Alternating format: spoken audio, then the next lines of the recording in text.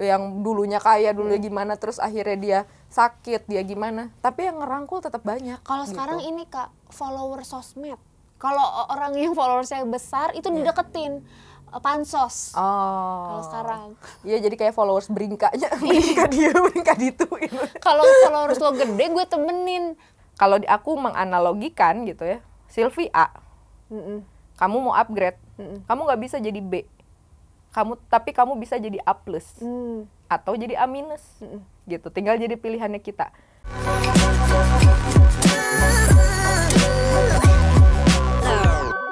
Hai Sobat PR semuanya, balik lagi di Spiritual Journal. Masih bersama dengan Kak Sylvie di episode kedua tahun 2023. Apa sih?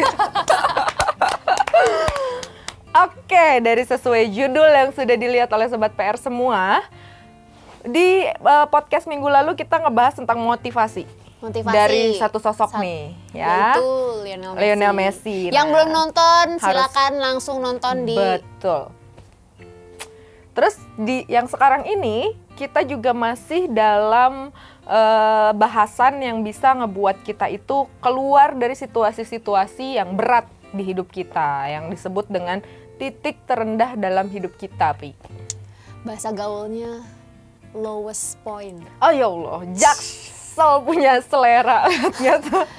What should I do in my lowest point? Ya, jadi seperti itu Sobat PR ya, bahwa orang tuh banyak yang berpikir bahwa saat mereka ada di titik terendah hidup mereka tuh ada memasuki ke dalam blind spot namanya.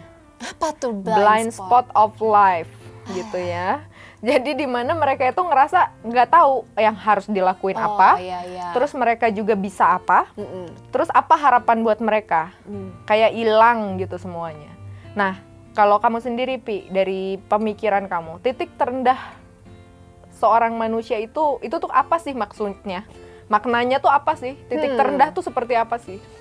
Mungkin yang aku ini titik terendah tuh kayak sebuah masalah yang yang mengubah hidup kali ya. Mengubah hidup tapi ke arah yang negatif kali ya kalau menurut aku. Kayak ini tuh titik terendah ini kayak mungkin kalau ada beberapa orang mungkin ini beberapa orang yang pernah kehilangan orang-orang yang disayang. Ya kayak gitu, itu mungkin menjadi titik terendah mereka. Gitu. Kayak mungkin ayah aku ninggalin aku gitu. Bukan hanya kayak meninggal gitu, tapi kayak misalnya ditinggalin gitu kan. Itu mungkin menjadi titik terendah yang bisa mengubah hidupnya menjadi kurang baik gitu, Kak. Kerasa lemah gitu ya. Jadi sebenarnya itu salah satu penjelasan dari titik terendah hidup seseorang ya, seorang manusia. Susah move on gitu. Ya, jadi kalau dalam garis besarnya itu titik terendah seseorang itu gitu ya, adalah dimana semua planning yang sudah dia rencanakan, yang sudah dia buat, itu tidak sesuai, bahkan hilang, bahkan hancur. Dan planning itu penjelasannya luas. Ya. Planning aku bisa membahagiakan orang tua aku. Ternyata nggak dikasih waktunya, misalnya gitu ya. Dalam planningnya kita tuh secara bawah sadar pasti punya planning, Pi.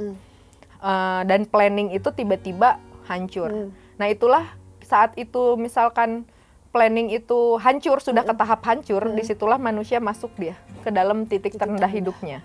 Karena kebayang ya, kayak tadi kan salah satu contoh yang kamu kasih tahu tentang kehilangan. Orang terpenting dalam hidup kita. Kehilangan orang yang terpenting dalam hidup kita itu bukan planning kita. Tapi kita pasti memplanning. Harusnya kita bisa bareng sama dia sekian lama lagi. Terus nanti kita bisa berbuat apa gitu ya, bisa membahagiakan, bisa melewati kehidupan bersama. Akhirnya gone planningnya. Jadi intinya adalah saat kalian kehilangan atau merasakan kehancuran dari planning yang kalian buat. Setelah itu hancur, masuklah kalian ke titik terendah. Planning karir. Iya. Kalian sudah punya planning karir kalian harusnya begini, begini, begini. Datang jauh dari planning kalian. Iya. Oke, kalian belum masuk ke titik terendah. Tapi kalau planning kalian hancur, ternyata ada badai lain yang datang, akhirnya masuk ke titik terendah. Nah, untuk bangkit dari situ yang seperti kamu bilang juga, move on-nya susah. Karena kebayang ya, manusia punya harapan. Planning itu kan bagian dari harapan. Dia berharap dulu, dia terjemahkan menjadi sebuah rencana. Akhirnya teori dan praktek coba dijalankan. Begitu dua-duanya tidak hancur gitu, gimana cara kamu untuk membangkitkan diri kamu, memulai lagi planning baru? Susah sih. Iya kan?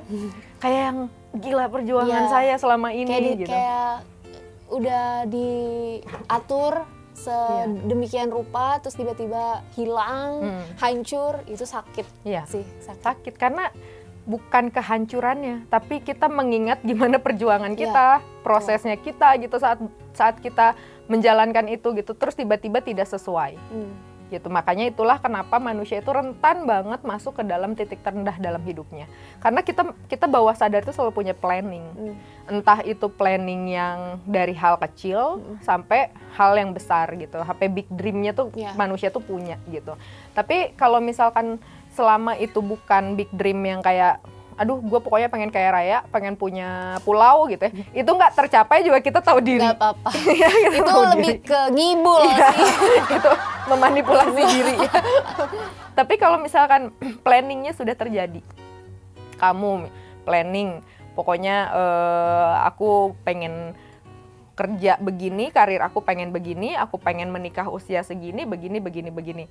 Satu persatu mulai rontok misalkan ya, planning kamu yang ini mulai tidak tercapai, ya udah kamu fokus dengan yang ada ini. Kamu masih ada pengalihan fokus, tapi sampai pada titik kamu dari semuanya udah tidak ada yang tercapai, udah kayak ini udah nggak ada gitu. Opsi lagi. Iya, udah nggak ada opsi lagi. Jadi kayak kamu tuh menjalani hidup tuh nggak ada sama sekali dari planning kamu, dari rencana kamu, dari harapan kamu gitu. Kayak akhirnya kamu ngejalanin tuh kesenggol sama eksternal dikit, kamu belok lagi terus nggak dapet apa-apa, akhirnya hilang identitas diri, akhirnya kamu mulai ngerasa hidup kamu tuh nggak oke gitu. Ada sesuatu yang terjadi di hidup kita, dan ini relate ya Sobat PR, karena titik terendah manusia itu biasanya terjadi, dan itu tidak satu kali terjadinya.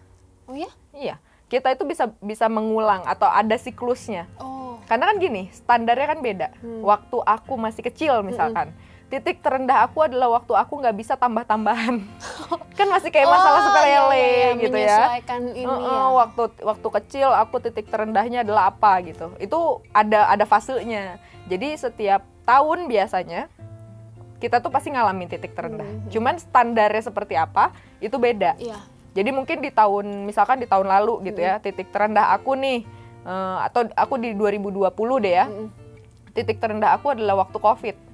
Sempat ngalamin blind spot yang agak lama yang ngebuat cemas karena nggak tahu mau kerja apa, nggak tahu juga, terus langsung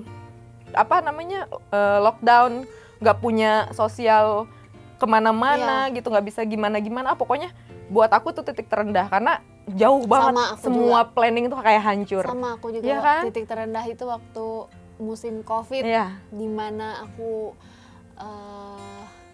quit dari pekerjaan aku sebelumnya. Itu kan jadi kayak nggak punya uang, nggak punya kegiatan yang udah aku lakukan setiap hari hilang. Itu sih langsung ngahuleng. Dan untuk startupnya tuh kan susah lagi, Pi. Jadi kayak kamu harus ngumpulin lagi, ini masih ada nggak kerjaan buat saya, ini masih aku ada harus mulai dari awal lagi untuk cari pekerjaan, harus kirim-kirim CV, interview sana sini. Wah. Iya, makanya kalau misalkan ditanya ya Sobat PR, jadi Kak, kalau kita udah ngalamin titik terendah dalam hidup kita harus gimana nih gitu ya. Kita harus pahami dulu dari akarnya bahwa titik terendah itu siklus. Itu pasti akan terjadi, setiap tahun anggaplah akan ada gitu ya. Cuman dia kayak dosisnya beda-beda gitu.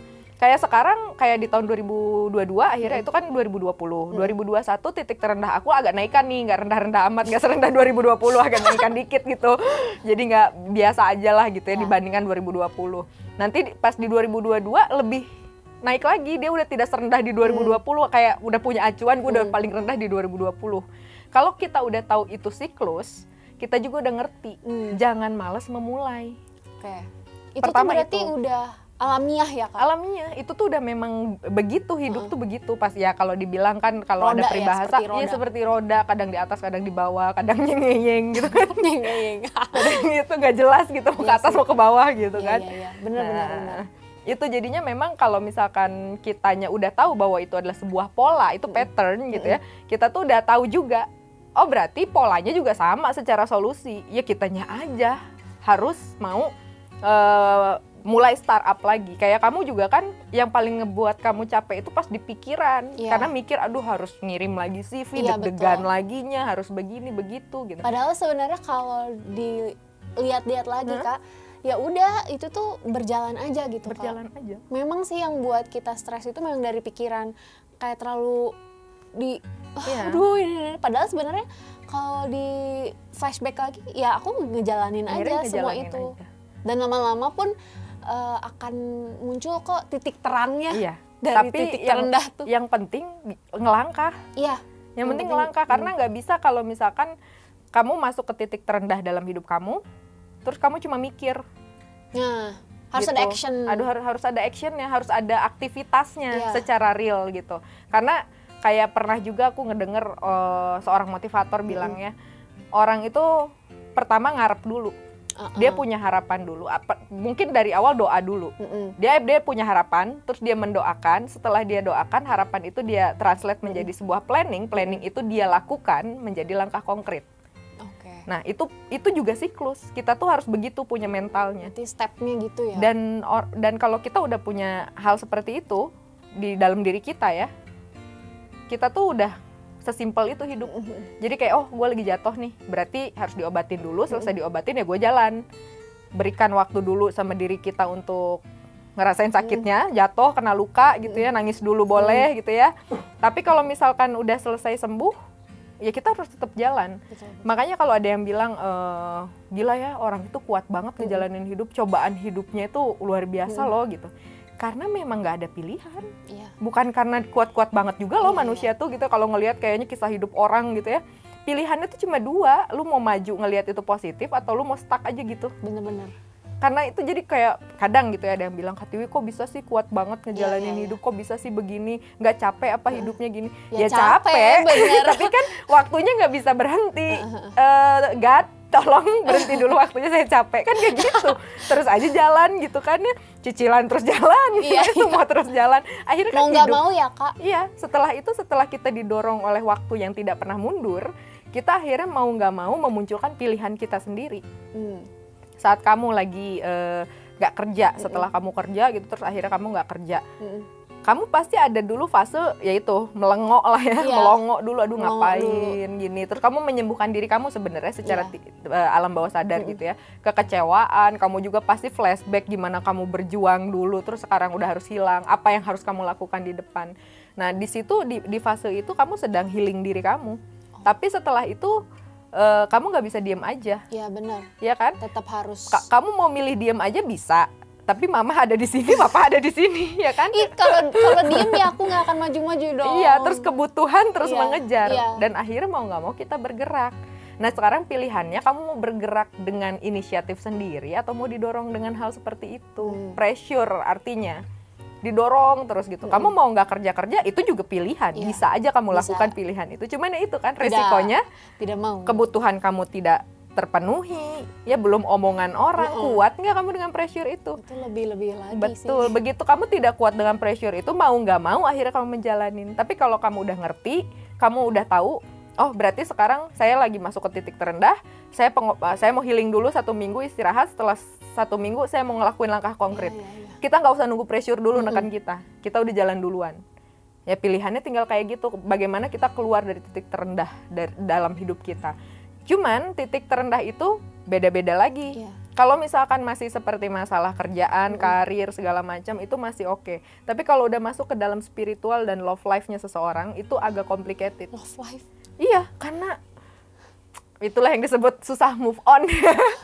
Karena tapi ya sih Kak, kalau love life tuh kadang aku nggak tahu sih itu masuk dalam titik terendah atau enggak. Kayak misalnya abis udah hubungan pacaran lama gitu 5 tahun, terus tiba-tiba kan putus, terus kan berarti kan dia hilang begitu saja ya. Nah itu emang bisa dikatakan titik terendah seseorang? Bisa, karena itu juga kan kehancuran dari planning.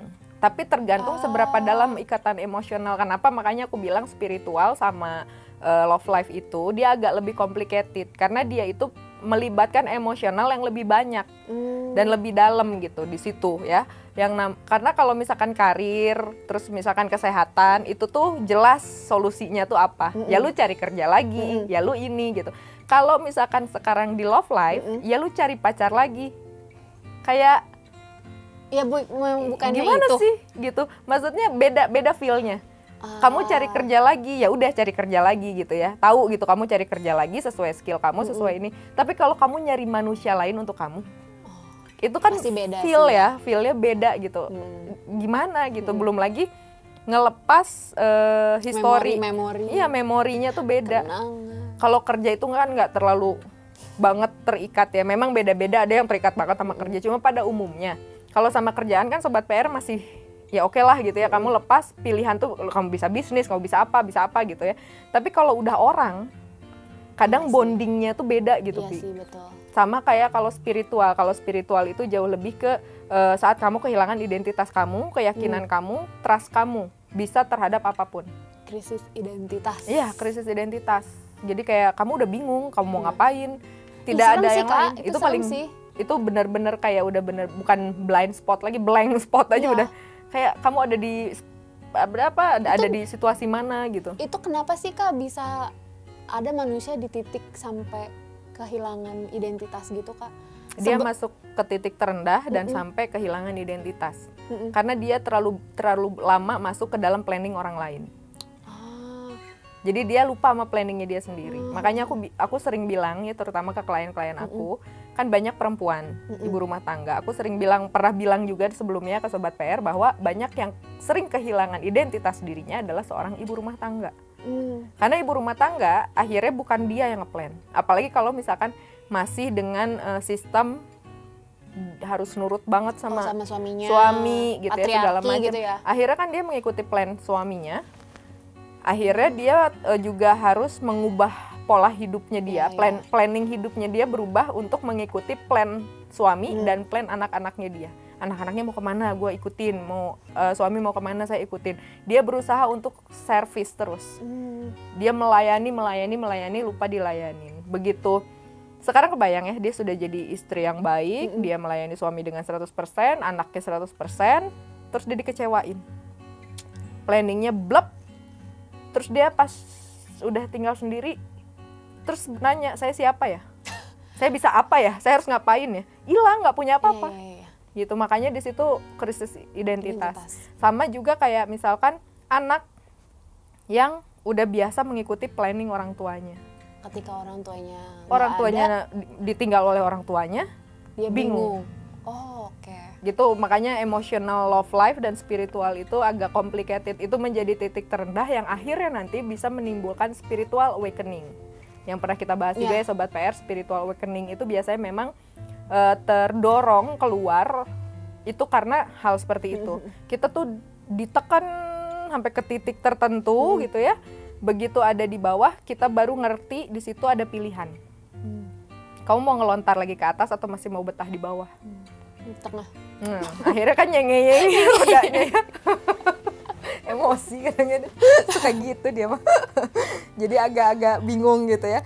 Dan itu struggle-nya nggak gampang ya Pia, itu juga ada proses. Makanya kita dihadapkan dengan titik terendah di hidup kita itu tidak hanya satu kali. Nah sekarang kalau kamu mau coba flashback, kamu pikirin gitu, kamu dulu cerita, ini kan kita mengulang ya, hampir setahun di podcast. Sedikit banyak cerita Sylvia aku tahu. Dia pernah dibully waktu SD. Dan sebenarnya itu titik terendah kamu. Di situ akhirnya kamu punya pelajaran dalam hidup. Ya kan, titik terendah itu selalu mengandung pembelajaran. Kalau misalkan kamu berhasil keluar dari situ. Kalau enggak, kamu akan terus ada di situ. Kamu bisa jadi anak yang minderan, kamu nggak mau keluar dari dunia kamu, introvert parah, dan hidup kamu flat. Karena kamu terlalu takut ambil resiko. Ada yang seperti itu soalnya. Trauma begitu masuk ke titik terendah hidupnya, gak berani keluar, gak berani melontar. Akhirnya dia mengurung dirinya.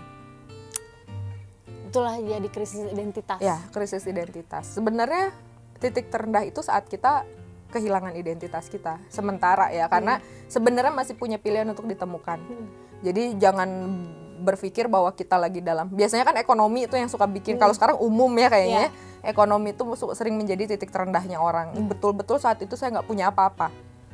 Dan kenapa kadang orang tuh jadi berpikir saat kita lagi nggak punya uang semua hilang, temen hilang, ini hilang. Kadang kita lupa atau kadang kita nggak sadar bukan mereka yang hilang tapi kita yang menghilang, karena kita ngerasa nggak ada yang bisa kita kasih, karena mentalnya dari awal udah berpikirnya tuh saya didekatin orang itu karena saya punya uang, atau saya membeli sebuah relation. Jadi tapi itu bener sih Kak, yang kalau orang punya uang itu temen banyak. Kenapa ya? Kenapa? Jadi kenapa ada orang yang bilang menarik sih itu? Ya, karena emang sifat uang tuh begitu, magnet. Giliran orang nggak punya uang, nggak punya teman. Sekarang kamu mau aja bawa 1 juta gini, ini siapa yang mau? Langsung gitu. Kan gitu. Itu sifatnya magnet dan itu natural manusia tuh punya. Jadi jangan pernah merasa saat kamu nggak punya apa-apa, saat kamu nggak punya uang, gitu ya, orang tuh menjauh. Sebenarnya disitulah kamu akan mengerti nilai kamu itu cuma sebatas uang bagi lingkungan. Tapi sekarang gini, kalau misalkan nih kita hubungan udah baik gitu ya, kita udah bersahabat, kamu udah tahu value-nya aku apa, terus aku tahu value-nya kamu nggak punya uang, aku deketin kok, aku bantu, ya kan? Jadi itu sebenarnya bahan introspeksi buat kita. Saat misalkan kita mengeluh, wah kalau nggak ada uang mah nggak ada yang mau deketin, mungkin value-nya kita masih belum setinggi itu, atau mungkin juga kitanya yang kadang sensitif merasa bahwa kita ditinggalkan. Betul. Money is not everything, guys. Iya. Ya kan sekarang kalau kamu aja secara logis ya, kamu punya sahabat, kamu punya teman, terus dia lagi nggak ada duit gitu, emang kamu tinggalin? Enggak. Cuman mungkin dipinjemin juga enggak, ada nggak punya duit juga gitu. Paling ditemenin aja. Tapi kan secara moral pasti ada dong, ya kan? Kita dukung secara moral tuh pasti ada. Cuma kadang kita merasa kerja bareng gitu. Iya, kita apapun lah bisa kita lakuin bareng gitu. Nah, yang betul-betul sampai merasa begitu dia nggak punya uang, nggak ada teman sama sekali, hati-hati. Mungkin pola kamu yang sedang ditegur sama Tuhan. Mungkin pola kamu yang sedang diberitahu, dibukakan. Mungkin selama ini kamu terlalu mengukur segala sesuatu pakai uang, sehingga itu menjadi mirroring. Jadi lingkungan juga mengukur kamu lewat uang. Dia nggak ada ya udah, karena dia nggak ada value-nya, gue deket sama dia karena ada uang. Kalau enggak mah males banget sih sebenarnya gitu. Bisa jadi kan gitu orangnya. Karena kalau misalkan dia punya value yang bagus, mau dia nggak punya uang, mau dia lagi sakit, orang di sekitarnya itu tetap akan ada. Gitu. Banyak loh kita ngelihat kayak gitu ya. Ada orang yang titik terendah nggak ada, udah misalkan artis kan, yang dulunya kaya, dulunya gimana, terus akhirnya dia sakit, dia gimana, tapi yang ngerangkul tetap banyak. Kalau sekarang ini Kak, follower sosmed, kalau orang yang followersnya besar itu dideketin, pansos. Sekarang iya, jadi kayak followers beringkanya, beringka dia, beringka ditu gitu. Kalau followers lo gede gue temenin, kalau lo kan kecil nggak ditemenin gitu. Nah itu sebenarnya toxic ya Sobat PR ya. Itu tuh toxic banget untuk diri kita kalau misalkan punya mentality kayak gitu. Jadi kita juga hanya hinggap di orang-orang tertentu gitu. Maksudnya kita mau jadi penjilat gitu, gitu ya, apa jadi orang yang menghalalkan segala cara. Kan makanya sekarang kenapa banyak juga kayak artis-artis atau mungkin selebgram atau apa yang akhirnya karbitan. Iya, betul. Karena nggak bisa keep up, nggak bisa. Katanya kan ceritanya kan kayak gitu kan strategi. Iya, strategi tuh ada banyak, kenapa pilih yang itu? Karena itu tuh lemah gitu. Mending kita bangun sendiri dengan skill kita, dengan itu, dengan segala macam gitu ya. Tapi pelan-pelan gitu. Karena itu yang biasanya lebih permanen. Yang kayak yang langsung bukannya buat kayak sensasi kayak gitu, oke lah bisa gitu. Beberapa bisa akhirnya ngeflip, misal kayak Lucinta Luna, dari buat sensasi, buat kegegeran gitu. Terus akhirnya sekarang dia berubah. Jadi kan langsung kayak rebranding lagi dirinya.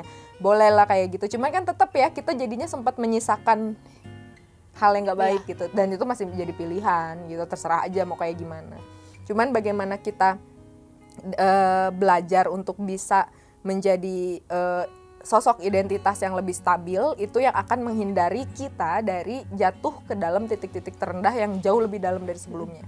Kalau aku sih so far ya selama ini titik terendah aku tuh masih kehilangan sosok ya, kehilangan sosok karena itu siklus berulang gitu, siklus udah beberapa kali gitu kehilangan sosok yang penting gitu ya, dicintai, dan itu tuh ngebuat hancur planning gitu, ngebuat hancur aduh harusnya begini gitu. Jadinya pas udah ada di titik terendah lainnya tuh kayak yang oke, gitu, baiklah aku udah pernah ngalamin yang lebih, mudah-mudahan ini di tahun ini yang paling rendah gitu, dan tidak takut untuk memulai. Oke, gitu. Cuman biasanya istirahat dulu. Tergantung ya kasusnya seberat apa. Jadi kayak kalau yang 2020 itu agak lama, kayak sebulan sampai 2 bulan termasuk buat aku lama gitu ya, untuk bisa ngebangkitin lagi gue harus gimana, dan harus nerima pressure dulu, Pi. Jadi kayak yang udah nggak bisa nih, aku tuh udah nggak bisa kayak gini gitu, terus nggak enak juga udah denger omongan begini nggak nih, harus maju nih, dan didorong kayak gitu tuh nggak enak. Sama kayak kamu disuruh ngepel, diteriakin, sama kamu tiba-tiba ngepel sendiri, kan enakan kamu ngepel sendiri ya, ngepel sendiri, kayak kamu langsung pasang earphone joget-joget gitu. Kalau diteriakin mood kamu udah turun banget, ya kan, yang tadinya mau beribadah ya jadi berdosa. Si mama. Tapi kan aku mau tanya, pas Katiwi ada di titik terendahnya Katiwi, kan katanya Katiwi selama sebulan tuh break. Itu apa sih yang Katiwi lakukan gitu untuk mungkin mengumpulkan energi kah, apa gimana tuh? Kalau di waktu di tahun 2020 begitu lockdown, cuman biasa ibu hiperaktif ya. Jadi punya kegiatan terus gitu, terus tiba-tiba ada di rumah, awalnya enjoy, Pi. Jadi ibu rumah tangga nih gue gitu ya, beres-beres rumah, masak, buat kue, itu tuh bertahan 2 minggu aku bahagianya. Karena dari situ aku tuh nggak bisa gitu. Kayak gini loh, Pi, kayak bukan gimana ya, aku tuh aku seneng masak, aku seneng di rumah gitu, tapi aku tahu aku bisa ngelakuin hal yang lebih. Gitu, karena ini nggak bikin cuan. Pengen nyari uang ya, yang menghasilkan jadi ya. memang karena Alpha ya kali ya, karena memang basicnya karakter dominan Alpha, jadinya nggak bisa gitu kalau cuman gini doang tuh. Ini tuh kayak hobi, itu tuh sampingannya saya, bukan diri saya gitu. Dan di situ kayak kehilangan gitu, kayak sempet ini serius nih saya bakalan gini doang, ini udah, karena menurut aku flat gitu, kayak gitu. Aku nggak bisa jadi ibu rumah tangga pure gitu ya. Yang sampai aku tuh pulang ke rumah meluk ibu aku gitu. Ibu kok bisa sih monoton gitu.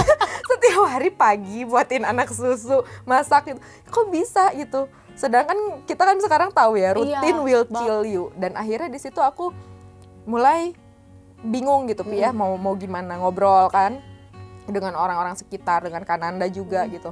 Ini aku kok nggak bisa ya kayak gini, agak mulai itu. Dikasihlah beberapa pilihan, ya udah kamu ikut sama aku, sama Kananda tuh dikasih begini begitu, nggak bisa. Itu sempet kayak tiba-tiba nangis. Nangis tuh kayak yang ini hidup saya gini aja gitu loh. Yang dari seru ya, sering kesini, sering kesana, sering ngapain gitu, terus tiba-tiba bek gitu di rumah gitu, tanpa mengecilkan bahwa aku happy dengan anak-anak di rumah, enggak gitu. Cuman ini serius gini doang, dulu tuh lebih berwarna gitu. Belum lagi ditambah ngedenger berita. Berita yang kayaknya COVID tuh down banget sih. Karena aku udah bagaimana juga udah ada spek emak-emaknya ya. Jadi kayak yang nggak boleh kemana-mana gitu. Kalau misalkan pada ada yang main ke rumah atau datang ke rumah tuh yang bener-bener paranoid. Banget. Aku ada di titik itu, padahal aku kan orangnya cuek ya. Tapi saat itu tuh yang aku pikirin, ini anak aku gimana? Betul. Gitu. Ini kehancuran dunia, itu aku udah sampai kayak gitu, tahu gak? Udah kayak aku tuh mau jadi Ultraman. Juga tahu Kak, itu banget sih. Banget. Ini Ultraman kapan muncul?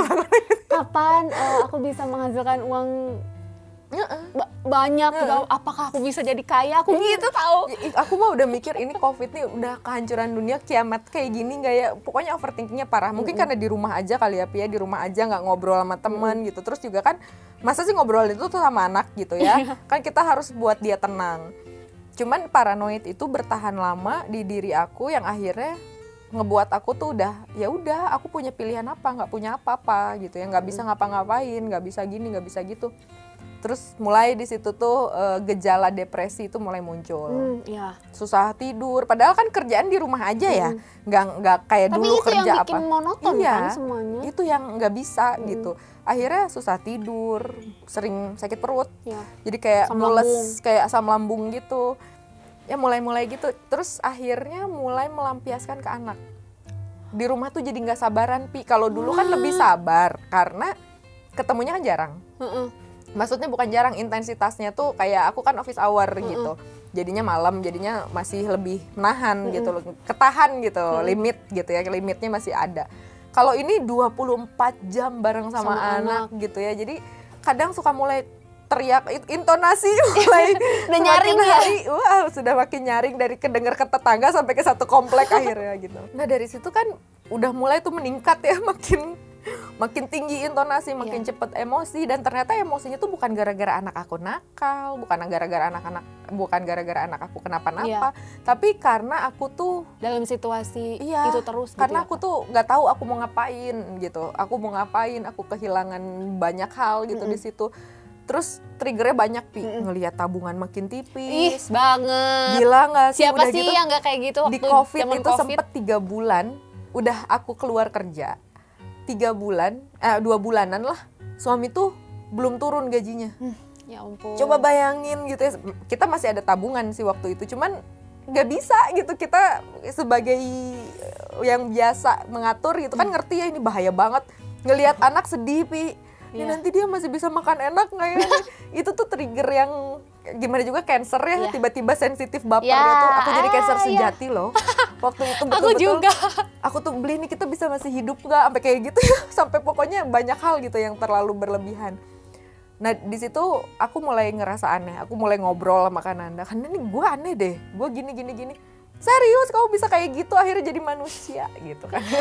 Biasanya kan flat gitu aku tuh. Oh iya ternyata ketakutan terbesar aku tuh saat aku kehilangan banyak hal yang bisa memfasilitasi anak aku. Yang namanya mungkin power of emak-emak ya, langsung triggernya di situ. Makanya aku ngerasa itu titik terendah. Karena di situ pertama kali aku ngerasa ini aku bisa nggak ya beliin makanan buat anak. Coba bayangin sampai mikir gitu, padahal bisa sih beli makanan, cuman kayak lebay gitu loh di pikiran.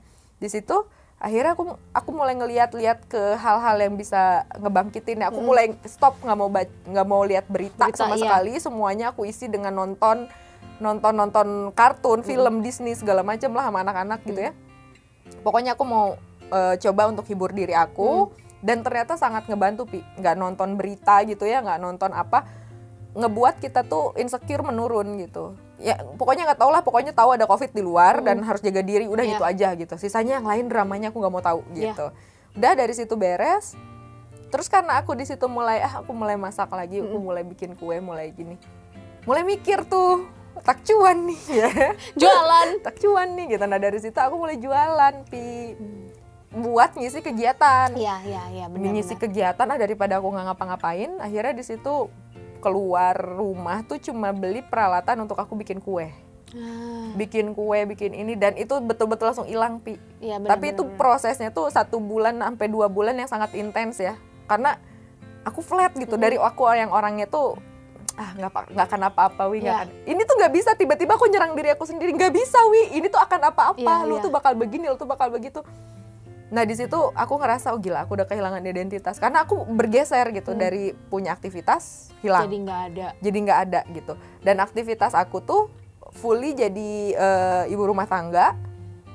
Waktu itu juga lagi ini kan online, sekolah online segala macem gitu ya.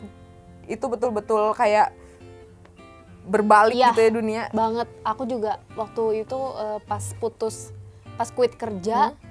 Langsung mikir, Kak, aku ngapain ya? Aku sampai overthinking juga sama kayak Kak Tiwi, kayak aduh aku anak pertama, orang tua aku kebetulan papa udah pensiun, aku gimana nih kalau misalnya terus-terusan kan harusnya anak yang giliran ngasih uang ke orang tua, ini malah kayak gini gitu kan. Akhirnya aku cari kursus waktu itu digital marketing. Akhirnya ada kegiatan, akhirnya sama teman-teman bikin website untuk nulis artikel.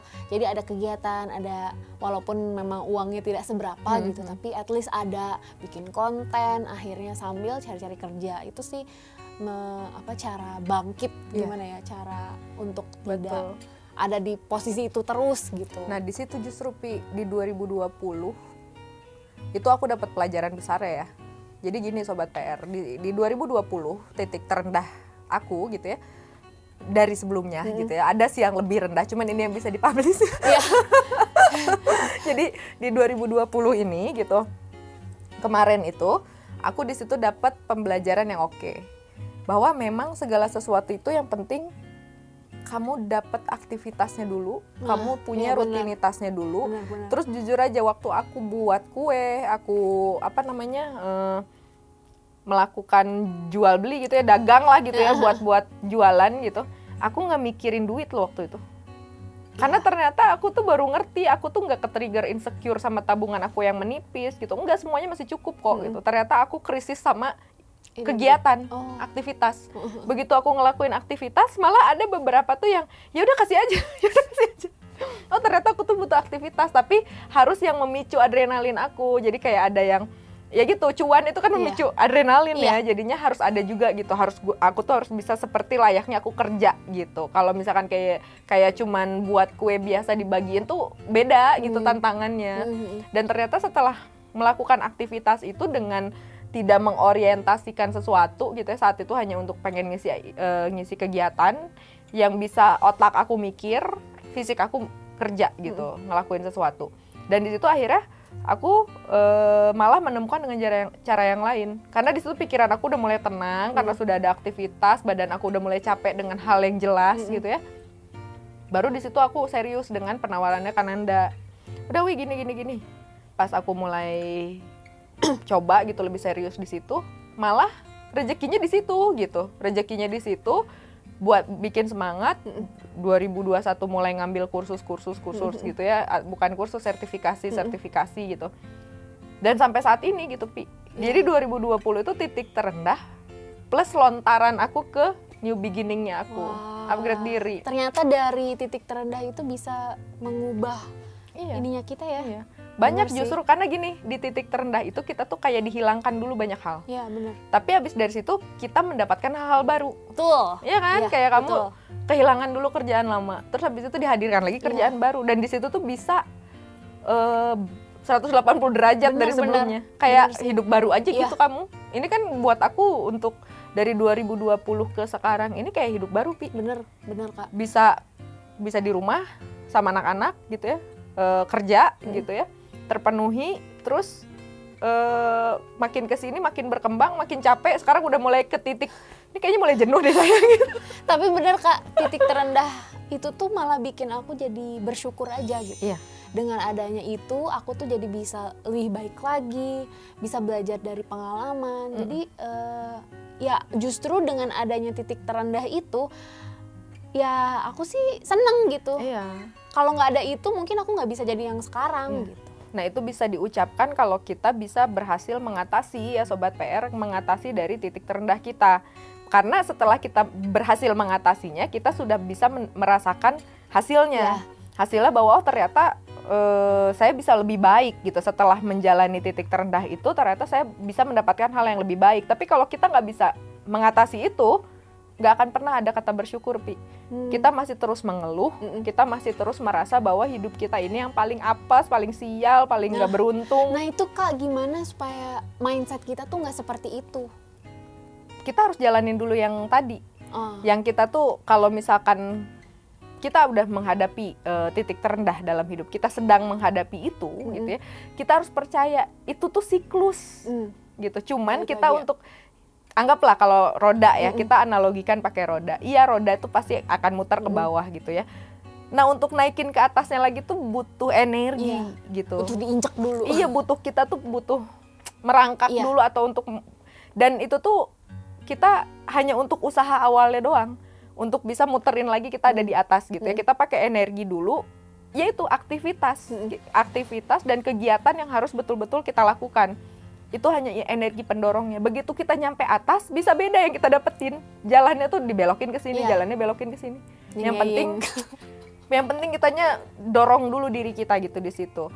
Jangan jadi orang yang mentalitinya, karena ini ya, aku baru ngobrol nih sama adik-adik aku gitu ya. Baru aku bilang, kita tuh akan beda kalau kita punya mental pemberi. Dibandingkan kita punya mental penolong dibandingkan mental ditolong. Kenapa? Kalau penolong itu dia akan ngusahain gimana caranya dia punya amunisi untuk nolong orang. Kalau orang ditolong, dia akan mikir mana nih orang yang punya amunisi. Jadinya akan beda mental. Nah makanya kita harus punya mental penolong.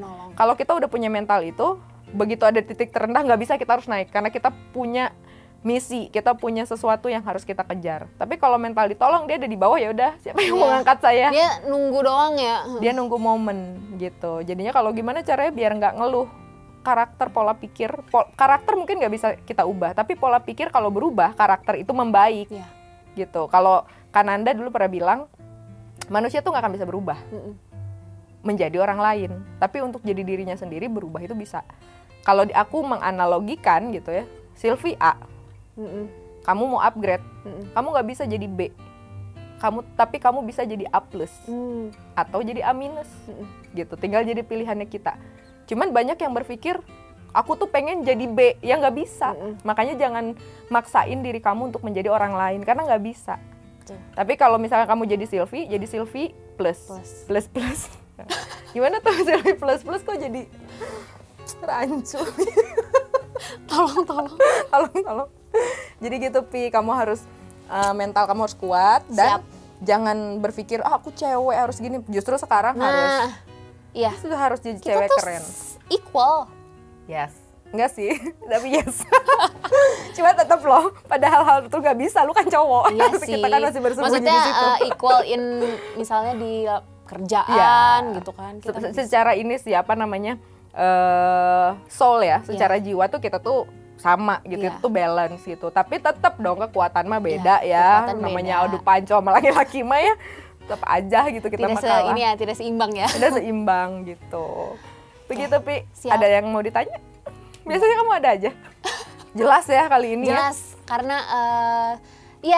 karena aku relate punya ya, kamu pernah ngalamin juga dan udah tahu hasilnya seperti apa, dan emang titik terendah itu bukan sesuatu hal yang memang rendah gitu. Blind spot.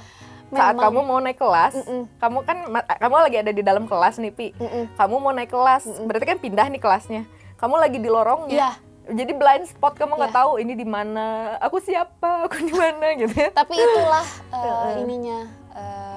biar aku tuh bisa mencari ruangan baru itu, kelas baru itu gitu. Begitu kamu masuk kelasnya kan, oh di sini saya gitu. Ternyata lebih enak. Lebih enak gitu. Memang sih pembelajaran baru. Tapi kan kalau kita memang jiwanya fighter, kita kalau kayak gitu malah ngerasa oh ini tantangan, saya harus bisa mempelajari ini, bisa naklukin ini gitu. Setuju.